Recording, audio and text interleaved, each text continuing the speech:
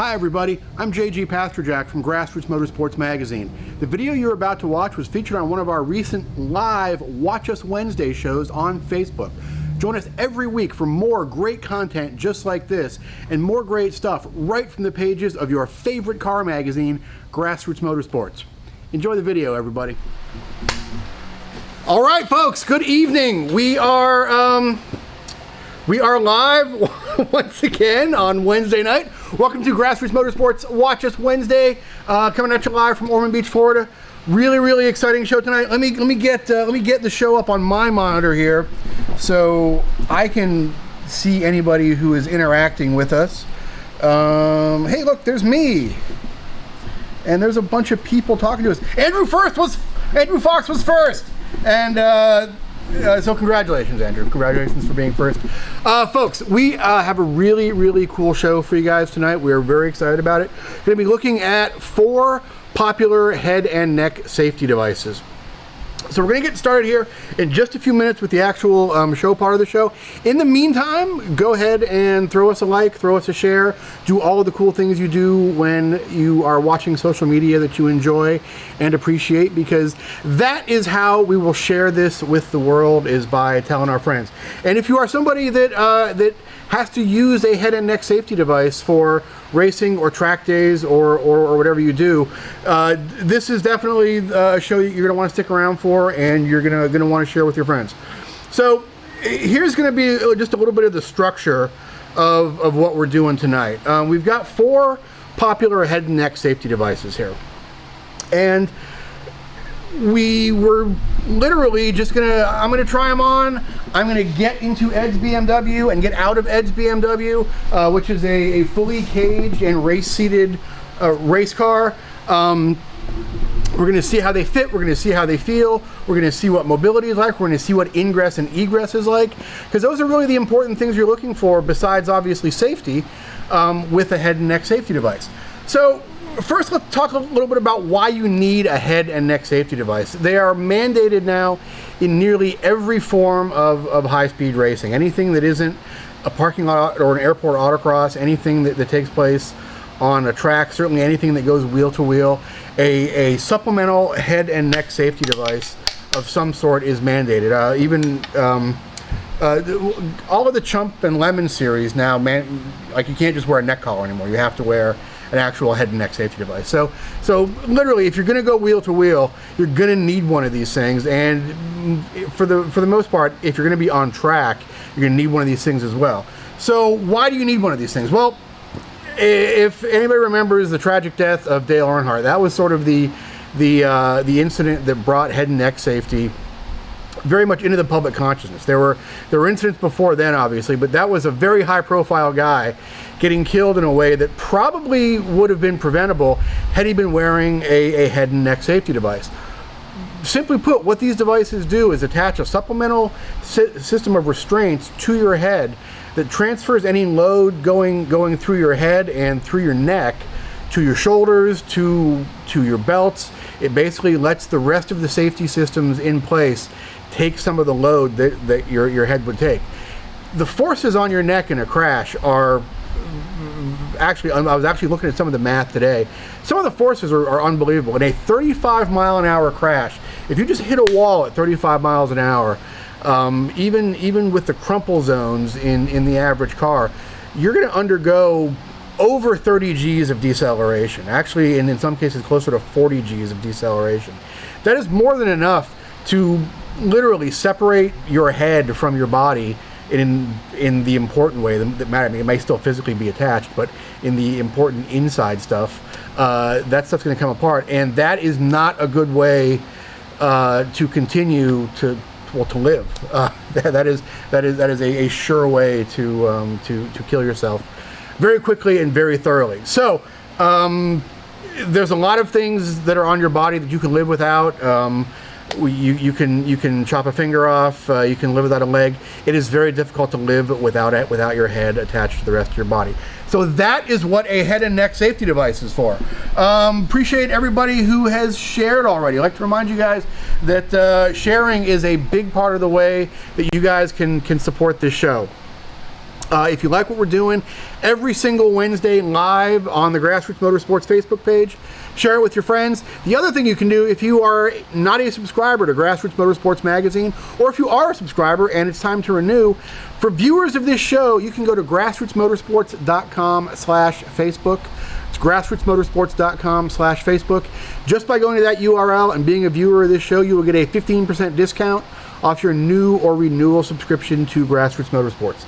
All right, let us get rolling here. So here's the devices we have. Let me move my helmet out of the way, and we'll quickly run down the devices we have. This is the classic Hans device. This is my personal one. It's a few years old, but the design has changed very little. Hans has actually come out with a couple of new flourishes for some of their models. They have some with adjustable shoulder plates and a little bit different head design, but the physics and the general construction of the Hans device has remained pretty constant throughout its life. It was sort of the original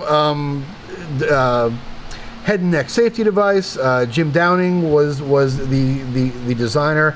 This thing has they believe this thing has actually saved upwards of 3,000 lives in just a little more than a decade and a half. So certainly this was going to make a nice baseline to compare some of these other ones to. This is a NecksGen device. Now, NecksGen, you can see, is a very, very minimalist device. It doesn't have the long shoulder plates of the Hans. Has a dual tether system, also a sliding tether system, but a very minimalist, very simple, very light device. Just a little bit over a pound for the NecksGen. So we'll be looking at that one. This is one that we're excited about too. This is the Zamp Z-Tech. This is by far the most adjustable of any of the devices that I've seen. There are adjustments on literally every critical dimension on this. You can adjust the width, you can adjust the rake of the shoulders, you can adjust the distance of the chest pads up or down. There are just a ton of adjustments on this thing to get you comfortable and get you safe. And last but not least, we're going to look at the Simpson Hybrid. Now, the Simpson Hybrid is a little bit of a departure from the rest of these in that it does not use your harnesses, your 5, 6, or 7 point harness as a supplemental safety device. It uses your body as the supplemental safety device. Cool thing about the Simpson Hybrid is because it uses your body as additional support, it's a self-contained unit. You can use this in a car without a harness. So if you're doing track days in a car with just a standard 3-point belt, if you're doing right seat stuff, or if you're in the UK, if you're doing left seat stuff, if you're doing driver instruction, you can use this with a standard 3-point belt. So that is what's cool about that. So here's how this is going to work. Oh, and if anybody has a question about this, Andrew, we're going to go through. We have all the prices, all the details. We're going to go through all that as we go through each one. If I just stand here and say them, I'll get them all wrong.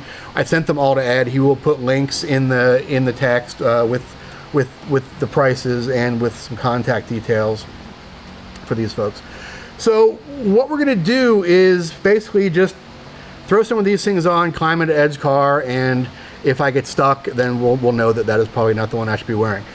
Here's our methodology. Basically, is let's take the most awkwardly shaped guy we can find, that being me, and put him in a car with a roll cage. I am a walking, talking worst case scenario for head and neck devices. I have a very short neck, I have very wide shoulders, and I am in general a sort of an ample, round gentleman. And getting into and out of a car, it can be awkward when you're short and stumpy, and when your shoulders are wide, and when your neck isn't long enough to move anywhere. So the takeaway message is, if I can get into and out of a car comfortably with these things, a normal person should be able to do it just fine. So let us take a quick look at kind of how Ed's car is set up here. Ultra Shield race seat, standard BMW CCA NASA spec cage, dual door bars. Doesn't have a NASCAR style door bar that it bumps out or anything. So pretty typical setup. We've taken the steering wheel off. I apologize to Ed already because I'm probably going to kick his turn signal off of there at some point, and I promise I will fix that for you. Hey, Matt says hi, stopping in. Oh, sorry you can't stay, Matt. And Ed is laughing at the fact that I called myself a gentleman. So yes, thank you, Ed. Yeah, you have all. I spent a week with Ed making wings, so he knows all about me. So let us start out with the Hans device, because that is going to be the device that everybody is the most familiar with. Carbon fiber construction, Kevlar belt. Hans device is SFI certified, and all of these companies have programs that you can recertify your device every so often. These devices do not necessarily age out. They will age out for most sanctioning bodies, in that you have to have them checked again, but unlike belts, they won't age out where you have to replace them. They will just age to the point. There'll be a date sticker on there. You'll have to send them back to the company, get it recertified every few years, depending on the sanctioning body. And once you get it recertified, it's good to go. Another thing about the Hans device that's cool: Hans is SFI certified and FIA certified. Now, not all the models are FIA certified. Some of their models are FIA certified. You pay a little bit of a premium for that, but if anybody's going to go race anywhere else, that is an important thing. Do we have any questions? Oh yes.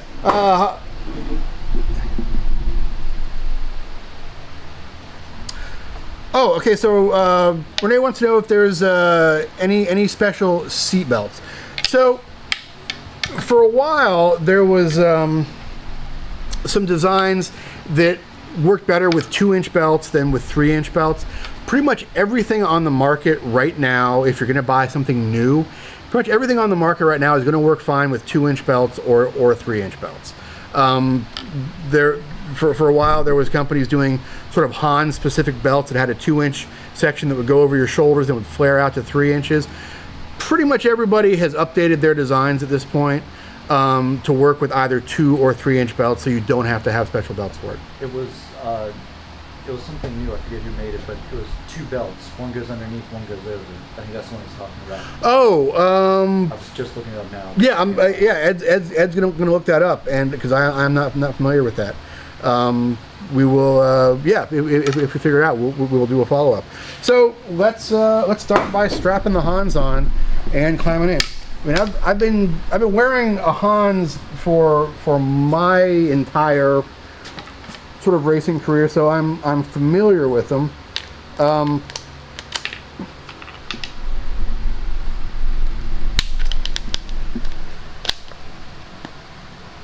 Just putting them on and walking around with it, there's a lot of mobility. Even for me with my short neck, there's no interference between the device and the helmet. You can see from the side, there's clearance in the back. So for wearing it around and looking cool and just sort of being around with it, it's not uncomfortable or restrictive at all. Let's see how it climbs in. Now here's a disclaimer. I didn't really practice any of this much before the show. So some of you might be into watching stuff like this. Some of you might not be. We will see how it goes.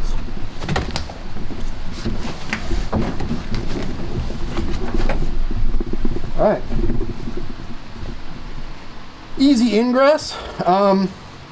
With most cars with a roll cage, you're going to need some. You're going to have to duck your head down, move your head off to the side. The Hans doesn't restrict you from moving to any one side or another with it in place as you're getting in. It's comfortable in the seat. You can sort of feel that it's there, but it's not necessarily restrictive. And let's throw the belts on here.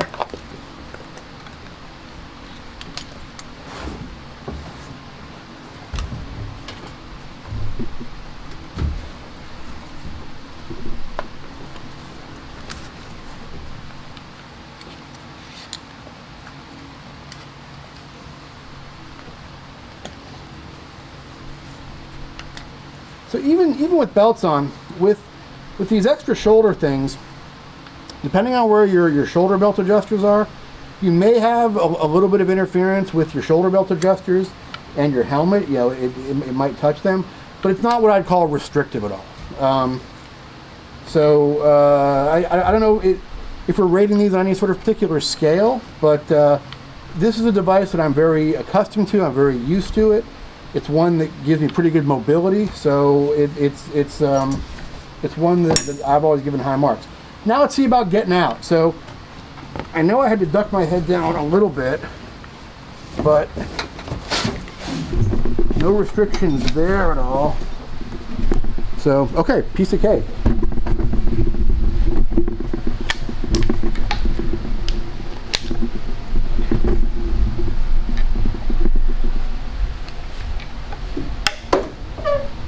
Did you find the one that he was looking for, Ed? I didn't.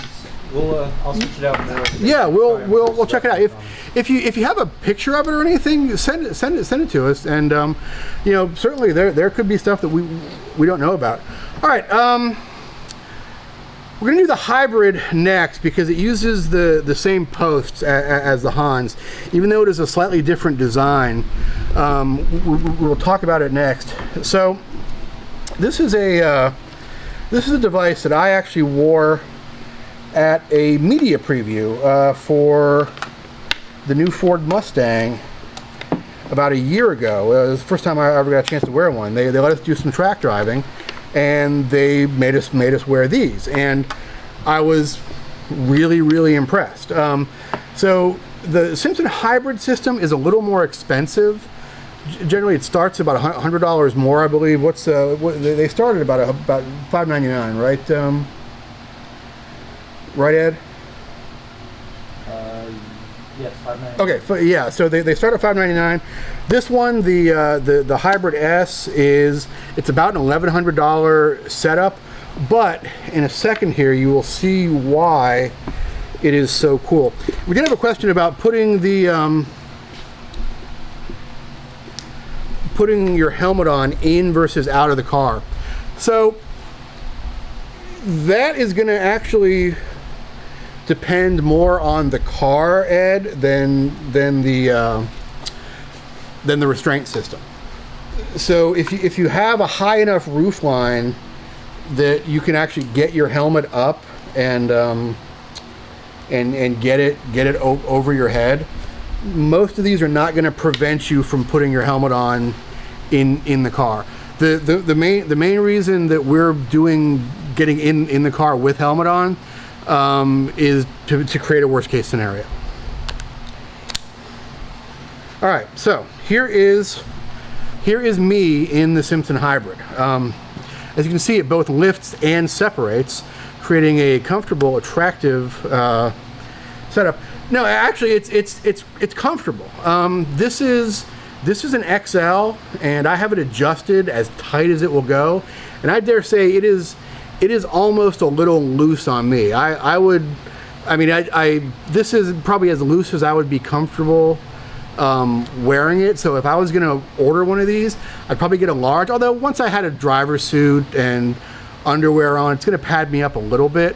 But I'm gonna say, just based on the size of this one, they might run a little on the big side, and there's plenty of adjustment range. So you can actually, this is as small as the XL will go is big enough for me. As big as the XL will go, you can get a pretty sizable dude into this rig here. So I might need a little help doing the neck things up on this, because I haven't done one of these myself very much. Here, I got you. There you go. Okay, cool. All right. So with this on, it's essentially effective right now. I can actually feel it restraining my motion, just like a Hans would, or just like any of these others would, when I'm belted in. So yeah, you actually kind of get this really cool indestructible feeling. I just want to go out and get in fights now. What's that? What are the little rings? Oh, so these rings are to attach it to your sub belt. So you actually can tie this into your harness, or for just hanging out and looking cool. So, but no, it's very comfortable. It's as much truss work and harnessing as actually exists here. It's not obtrusive at all. But you definitely can realize that it doesn't necessarily restrict your motion. You have to sort of turn your shoulders with your head a little bit if you want to look over there, or look down. But you can actually feel it being effective. So it's going to be interesting getting in to see if I'm going to have enough room to maneuver my head to get in here.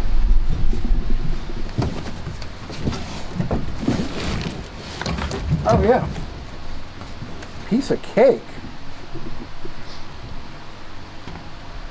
So that's really comfortable.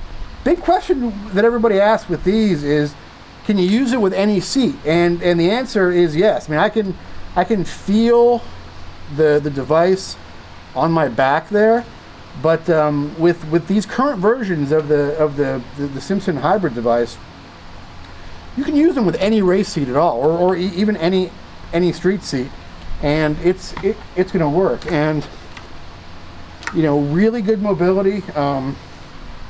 Yeah, I would say that the mobility is no better or worse than any other ones. It's right in line with the other ones, which makes sense because you're having them restrict your neck to a certain range of motion, and this one is doing that even without the belts in place. So, moment of truth time. Let's see how she gets out.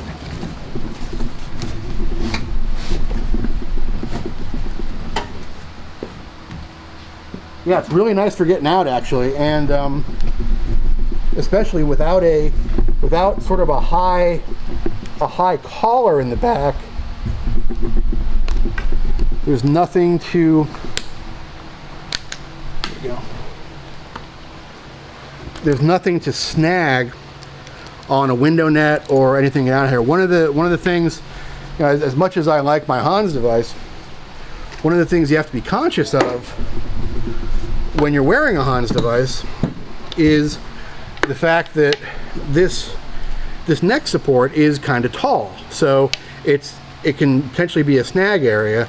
So the first time you set a car up, the first time you install your window net, the first time you have radios installed in a car, make sure that you're checking stuff like that to make sure there are no snag hazards, because you don't want anything getting down in between that helmet and that device and potentially holding you up for an egress. So Ed wants to know, is there a right way or a wrong way to adjust the helmet straps? The answer is most of these come pre-adjusted from the factory. The literature that we read on all of these said that when you get them, they should be adjusted to be the right size for most people and most heads. In fact, you can see that the Hans device isn't really even adjusted. The Simpson device does have a lot of adjustments available, but they'll pre-adjust it at the factory. They also give you little test procedures to do when you get in the car. You should have certain amounts of slack in certain positions, so that's how you'll know if you have too much slack or too little slack. But according to their literature, the real answer is, in 95% of the uses, you're probably not going to have to touch any of those adjustments, because they've been preset at the factory, and the adjustment is really just provided for very fine tuning and very special cases. And most of your special cases are going to come if you have a non-standard arrangement car. If you have a formula car, if you have a particularly upright, if you're in a sprint car that's like super upright. But for most of the cars we're dealing with, the angle you're going to be at, the amount of slack you're going to have, they're going to be adjusted from the factory. Okay, let me grab a drink here and we will move on to the NecksGen. NecksGen priced right in line with the Hans, I believe. Ed, is that a true statement? Starting from about, yeah. So NecksGen starts from $499. I have not worn this one at all yet because it takes different posts, which we're going to install here in a second. But I've not worn this one at all yet. But I'm really intrigued because this is a very, very minimalist setup here. As you can see, these are just pads. There's no extensions that go down your shoulder. There's sort of a very minimalist neck roll here. They do use sort of a doubled over belt design, which is cool because their description of that is it provides support in additional directions. So you have support not only coming from behind, but you have support coming from the sides. So it provides support in additional directions, essentially. So Cy wants to know about mounts. We're actually changing the mounts out right now. The Hans and the Simpson use the same mounts. The NecksGen and the Zamp both use their own mounts. So we are changing those out right now. And before we get everybody's nasty letters, no, we are not installing these mounts 100% properly right now. You should be using Loctite on here. You should be torquing them down to certain specifications. We are just doing this TV style. So if we were doing this for real, we would be taking a lot more precautions to properly seat these and torque these.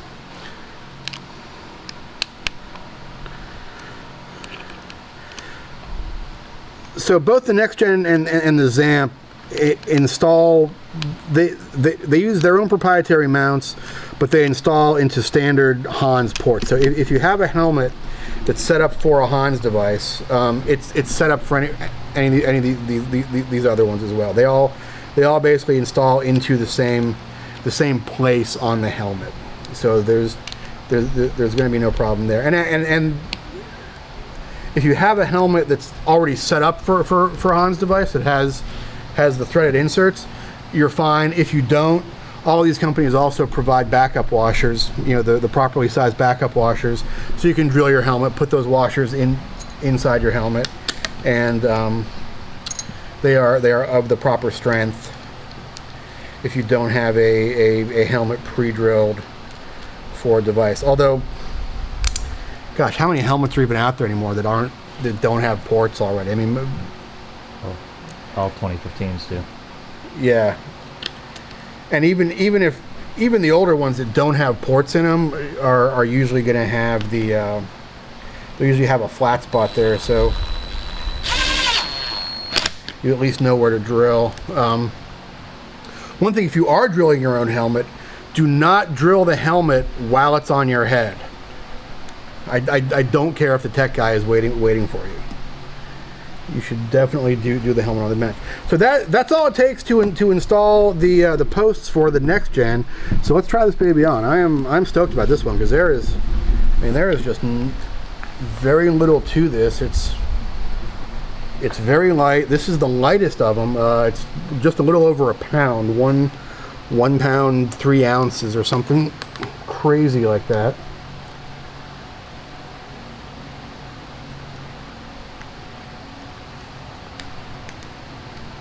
Need a hand?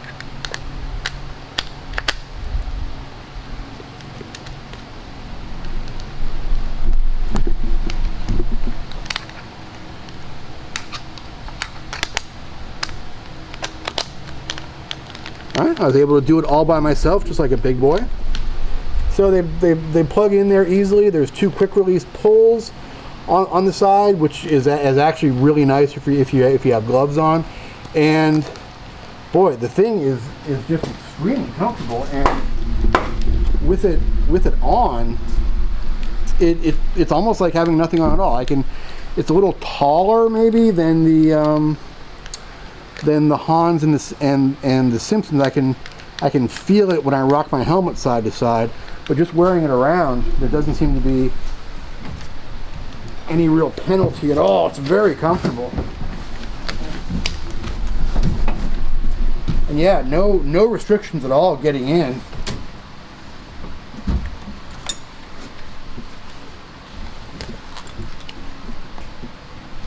It's got nice nice channels for the belts.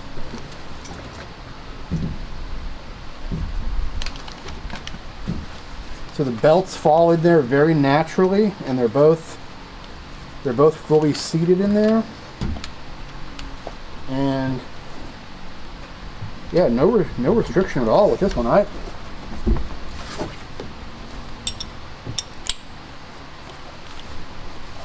Fairly impressed with that. It's very unobtrusive.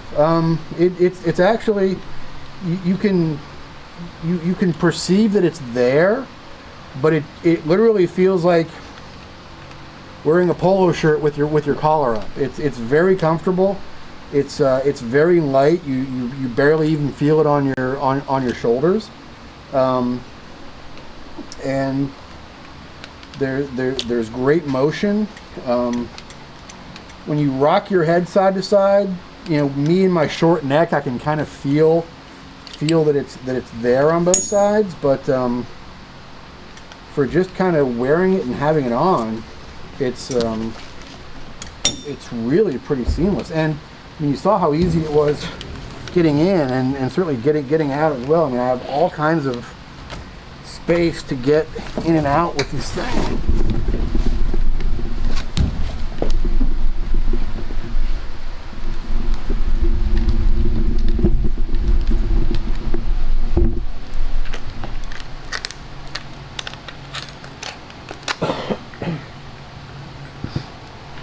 So yeah, well done, NecksGen. Very, very comfortable.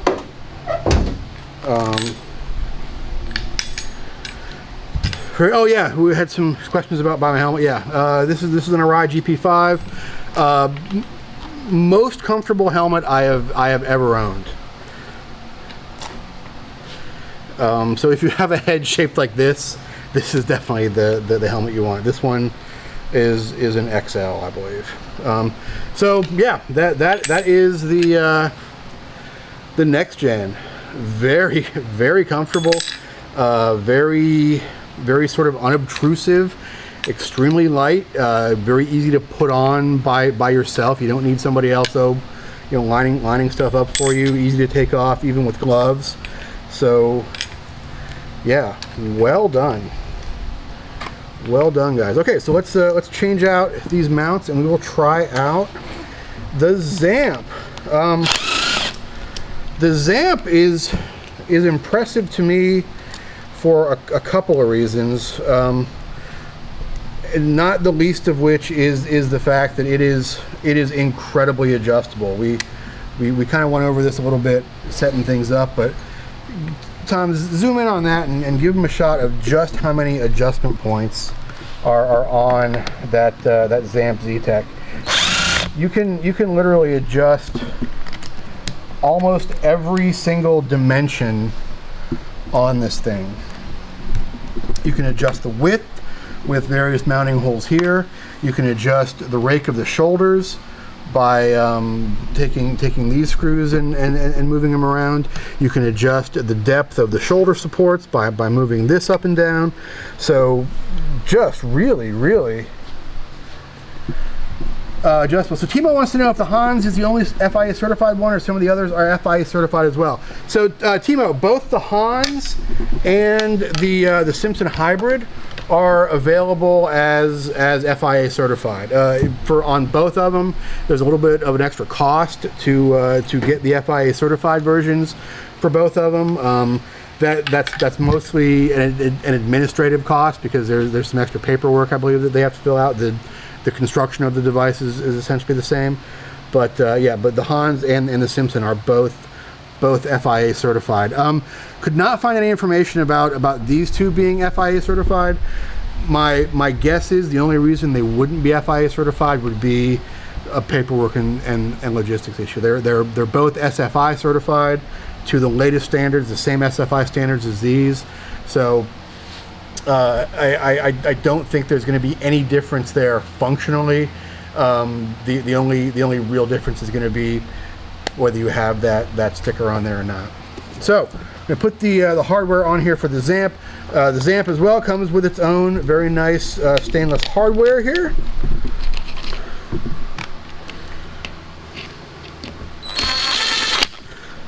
So I mentioned one of my favorite features of the Zamp is the adjustability. One of my other favorite features of the Zamp is the price. It is the lowest cost of any of these head and neck devices of the ones we're using tonight. And certainly, you know, for people in amateur motorsports, price is a factor. We know that we're going to have to spend money to be safe, but if we can spend less money and be just as safe, that is an important consideration. And even though this is the least expensive one, they didn't skip on anything, man. This is glass reinforced nylon. It's a well-built device. Like I said, the adjustability is absolutely phenomenal. I might need a little bit of help clipping this on because I haven't clipped this one on myself. But let's see. Let's see how smart I am.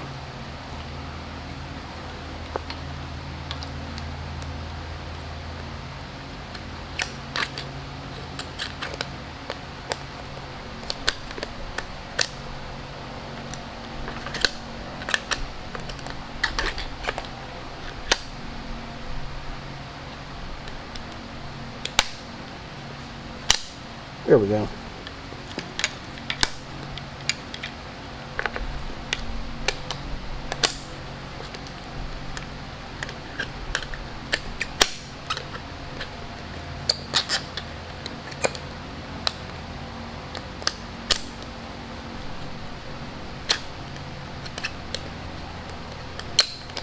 Give me, what am I doing wrong on this side here?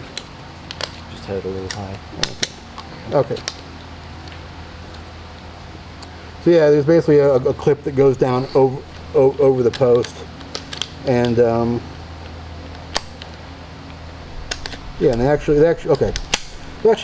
remove pretty easily. And once you get a feel for how it goes on there, it's pretty intuitive, and would actually be very intuitive even with gloves on. Okay. So yeah, once you get that muscle memory down a little bit, it's pretty easy. There's nice big, there's a shot there, Tom. There's nice big levers that you can release the tension clips on there with, so you can pretty easily feel those with a thumb. All right. So the first thing I noticed about this one, it's very comfortable actually, and I did spend a little bit of time because there are so many adjustments on this one. I did spend some time getting it adjusted properly, because chances are there are so many adjustments that out of the box it probably isn't going to be adjusted properly for your build. So I did spend some time getting it to sit right on my shoulders, and once I did, it sits incredibly naturally on my shoulders, and it feels great. Like it feels like a custom fitted piece actually. The only thing I do notice about this one is the shoulder ribs are a little higher than the other three, so I can actually feel it on my helmet here, which is not a big deal in the car. It's actually kind of nice to have a place to take the load off your helmet. Where that's a big deal sometimes is getting into and out of the car. So let's see if it still gives me the mobility that I need to get into and out of Ed's BMW. Yeah, a little bit tighter. I had to sort of rub my head in to get it in, but once you're in, it's extremely comfortable, and the additional adjustments make for a really natural fit, and what feels like a very supportive fit.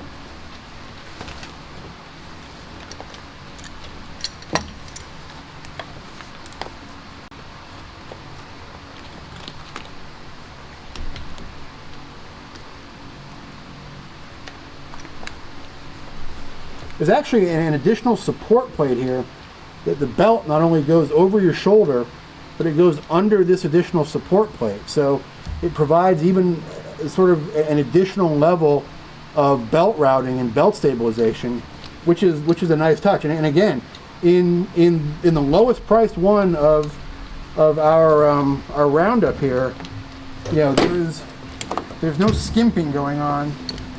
There's a feature for feature. These are all really strong contenders.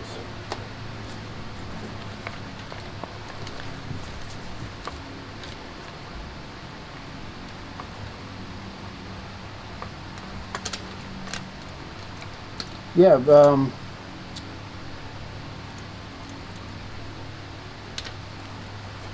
very natural feeling, easy to get the belts up into position by yourself. You can feel where the belts want to sit naturally, and you can feel they want to sit naturally in their belt grooves. So yeah, well done, and lots of bonus points for the extra adjustability. And again, this is only going to be a consideration for a guy like me with a big stumpy neck. The only place this is going to be an issue is getting in and out a little bit, because you don't quite have the head mobility because of the high shoulders.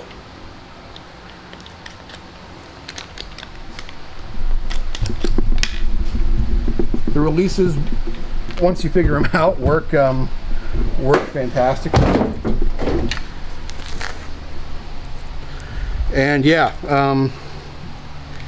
maybe the most comfortable, or just sort of the most natural feeling of all the four, and that is definitely you know, due to the adjustability.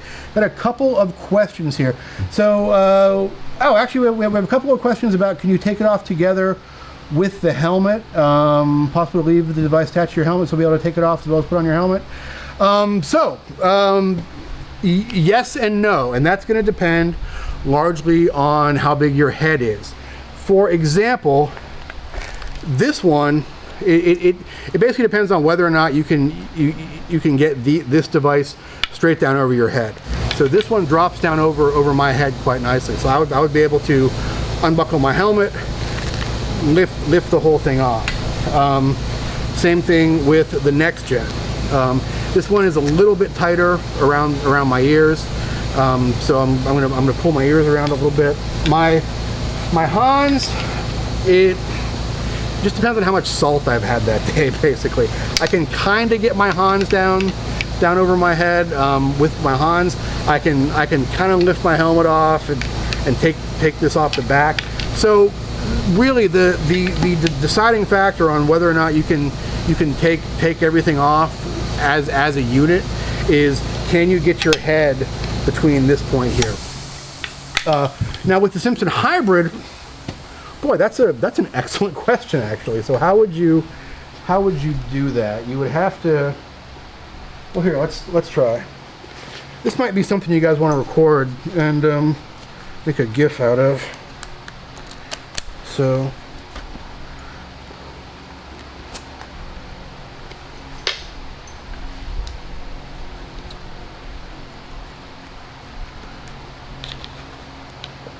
oh, I got the wrong things on there.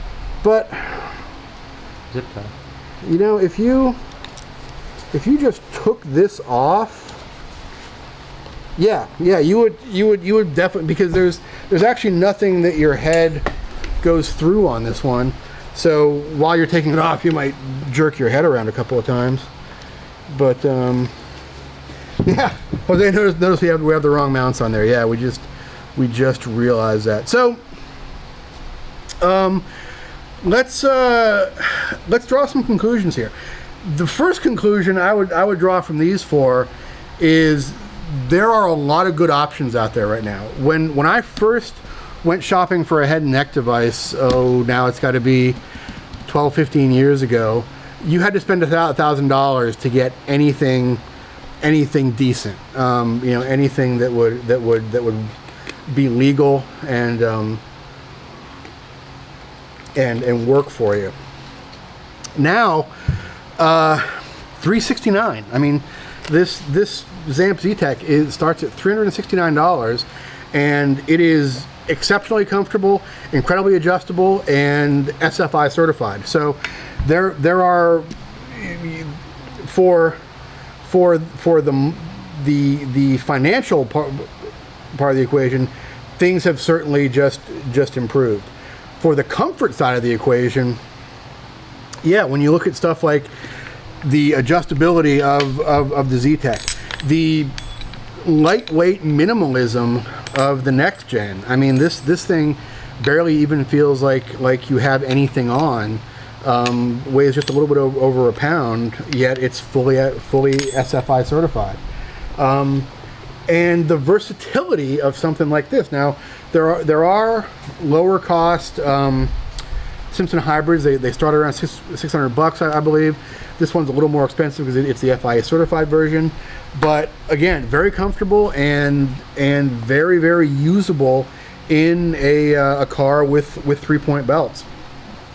So yeah, the conclusions are there's a lot of really good answers and really good choices out there. If I was going to make recommendations, my recommendations would be figure out a way to try some of these on before you buy anything. Go to a track day where there's vendors where you can sample some of these.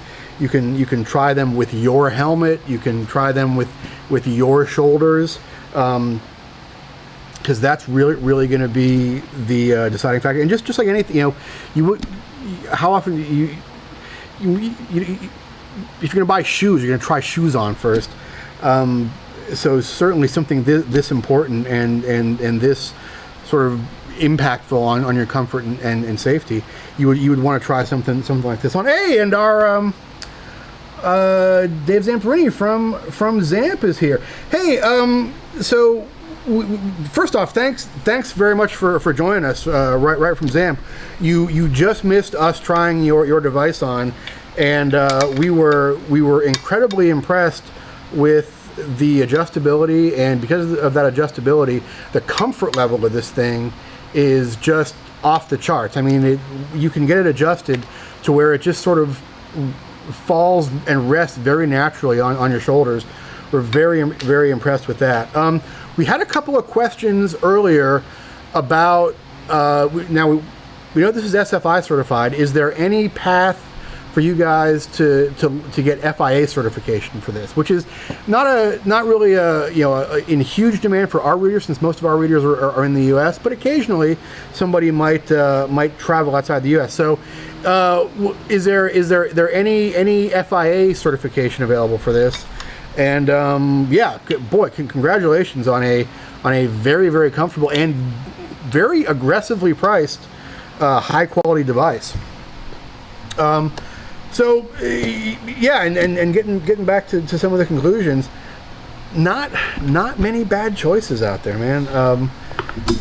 With something like this, if you are doing instruction, if you're doing a lot of track days, I think this is the Simpson Hybrid is going to be the first thing you're looking for in your wheelhouse, because this is going to be something that's suitable for use with 3-point belts, and is really currently the only thing suitable for use with 3-point belts.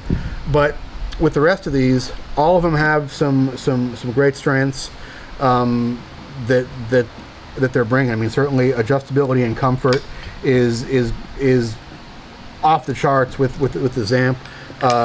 The lightness minimalism is fantastic with the NecksGen, and Hans has their reputation, their incredible safety standards, and the fact that they were sort of the original in the market, and it's the one we're all sort of used to. So yeah, so Cody's asking about the Schroth. That is one we have not personally sampled yet, and one I'm certainly sure there's going to be follow-ups to this show. There's a Schroth device. There's a Elite, the company that has been in the motocross industry for decades and decades, now has automotive models for their head and neck devices. So there's certainly more of these out there, and as we get them, we'll definitely follow up on this stuff.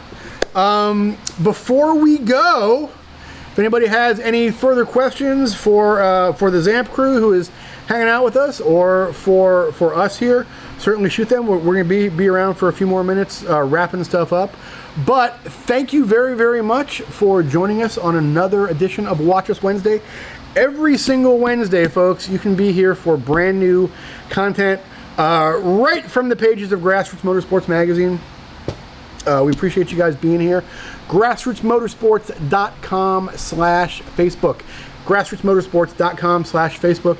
15% discount off your new or renewal subscription. That is my personal gift to you, the viewer, and we appreciate you guys each and every week. And also check out grassrootsmotorsports.com. We have decades and decades of editorial from the magazine right on our website, and one of the best automotive forums you guys will you will ever have a thought to ever. So Jeff Zimmer wants a show on a review of auto lifts. Yeah, so what we'll do is we'll install 5 or 6 lifts in the shop here, Jeff, and we'll just ride up and down on them all night. Actually, I think what brand does Tim have in his garage? Rotary. And what are you getting? I think a Venpac. Yeah, and this is an Eagle. So we actually have a few to look at. Actually, here's a great show. A great show is who can I find to come service my lift, because I got like a leak over there somewhere. So what else we got going on? Any input on leak? No, Renee, that was one of the ones I mentioned. I used to actually ride with Elite Guard back in my motocross days, but since then they started doing car stuff, and we were not able to track one down for this. This is certainly there's enough out there. We could certainly follow this one up with another follow-up on several of the brands that we didn't get to try, and actually several of the variations of these that we didn't get to do a sort of hands-on test. And yeah, actually, so Jeff, maybe an article on lifts. You, sir, are in luck, because when you get your June issue, I don't know when things happen. When you get your June issue of Grassroots Motorsports, you will see that we are starting on a new project series, which is not a project car, it is a project shop. Our own Tom Suttard is actually in process of building a shop in his backyard. So we're going to basically take you from literally the permitting and foundation digging process all the way through outfitting the thing. And of course, this was a perfect chance for me to ride his ass about the fact that he moved a bunch of stuff into his shop and started working in it before he finished actually constructing it. So he's having to do wiring and drywall around a bunch of stuff that's already in his shop, which is, I'm sure, will be covered in the story that you shouldn't do that. Is that right, Tom? I'm working in it after You're this. working in it after this. So yeah, so that's going to start in the June issue. So yeah, we're really excited about that, and that's going to cover a lot of stuff like he'll be putting a lift in. So choosing a lift, capacities, honestly servicing. This one, my father-in-law put this one in 10 years ago now. It's never been serviced. I don't know if it needs to be serviced. It's probably something I should look into at some point and check that out. So I am anxious to get moving on this story. So folks, that is basically it for the evening. I got nothing else to sell you. We should do like a live Facebook auction. Do you guys remember? Okay, story time. Back in my day, this was 25 years ago now. There used to be this thing in St. And this is what I based, just so you guys know, Ed and Tom are here, so you guys know, this is what I based my entire TV, my entire broadcast persona on. There was this guy that did this thing called TV auctions. This was pre-home shopping, this was pre-internet shopping, and it was a guy, and it would come on like in the middle of the night on cable access, and he was auctioning stuff. It was a bullcrap auction. He wasn't actually auctioning anything. It was just like this home shopping thing. But he would set it up like an auction. He had like 2 phones. He'd be picking up phones and taking bids for this Chinese crap that he had. And he like, oh yeah, we got 30 of these helmets. we're letting them go. Take minutes down. $20. Okay, 30, 40. I got 40. I got 40 here from Duluth. Okay, I got 50 from Hayes, Kansas. All right. And then so he would take all these bids on whatever lot of cheap crap he had back in the warehouse, and then he would get to a point, and then he would stop. No, and I don't care what you tell me, Steve. I'm doing this. No, you're not gonna stop me. $16.99, and I love that guy so much. So yeah, if you ever wonder where I get this from, it's that guy. I don't know who that guy was. I don't know how coked up that dude was, but that's my guy. And yes, thank you, Jeff Zimmer reminded us to thank Jim Downing and Company. Jim Downing really was the driving force behind the modern head and neck safety movement. And honestly, yeah, I think you have to give Dale Earnhardt Sr. posthumously some credit too, because he was really the one that brought the need for head and neck safety into the public consciousness. I mean, racers certainly knew about it before then, but he was involved in a very high profile on-track incident which resulted in his untimely and tragic death, which could have been prevented if he was wearing a proper head and neck safety device, which existed at that time. And so without Jim Downing, without guys like that, none of this stuff would have ever existed. All right, folks, that is officially it. We have reached nearly the 1 hour mark here. We will say goodnight to everybody at this point. Remember, grassrootsmotorsports.com/Facebook. 15% discount off your new or renewal subscription to our fine magazine. Join us again next Wednesday for something. I don't know. It's going to be great. I'll check the schedule and we'll post something up. We got some cool stuff coming up with our friends from BF Goodrich Tires are going to be on the show before too long doing Tire Tech Talk. Our friends from, I believe, MCS Shock Absorbers are going to be on the show real soon. We got stuff coming up on the MIDI fasteners. Next weekend, April, what's that, the 21st through the 24th? 21st through the 23rd. I don't know when things happen, folks. Next weekend, the weekend after Easter, the MIDI, the Classic Motorsports MIDI at Road Atlanta. If you are anywhere within driving distance of Road Atlanta, go there. It is the greatest vintage/historic/awesome car race event anywhere on this side of the country, maybe even in the whole country. All kinds of cool stuff going on that weekend besides the HSR racing. The Grassroots Motorsports Skid Pad Challenge. If you have a ticket to the MIDI, if you get in the gates, you can, for free, come to the Skid Pad Challenge on Sunday. We'll have a skid pad set up back in Turn 7 at Road Atlanta. Drive around that sucker till you puke, and whoever posts the highest G numbers in a couple of different classes, you're gonna win a hat or maybe a sweater. I don't know. We'll have cool prizes. Also, BF Goodrich will have a ride and drive there. They'll have several different models of BF Goodrich tires, and they'll have some of the Skip Barber Miatas for folks to drive. It's free back on the autocross course between turn 6 and 7, and you'll get to hang out with us. I mean, how cool is that? For free. We don't even charge any. Once you're in the gate, you can just come hang out with us. And if you post a buddy up so we can't get away, and you'll hang out with us for as long as you want. So that is basically it, folks. Thanks to all the folks who gave us a like tonight. Thanks to all the folks, especially that gave us a share tonight. And thanks to all the folks out there watching and reading the magazine. That's it. grassrootsmotorsports.com/Facebook, or just plain old grassrootsmotorsports.com. I'm JG Pasterjack. Thanks to Tom and Ed, whole gang back at the office, who's asleep at this time of night. But we're here working for you guys. Good night. See you next week, everybody.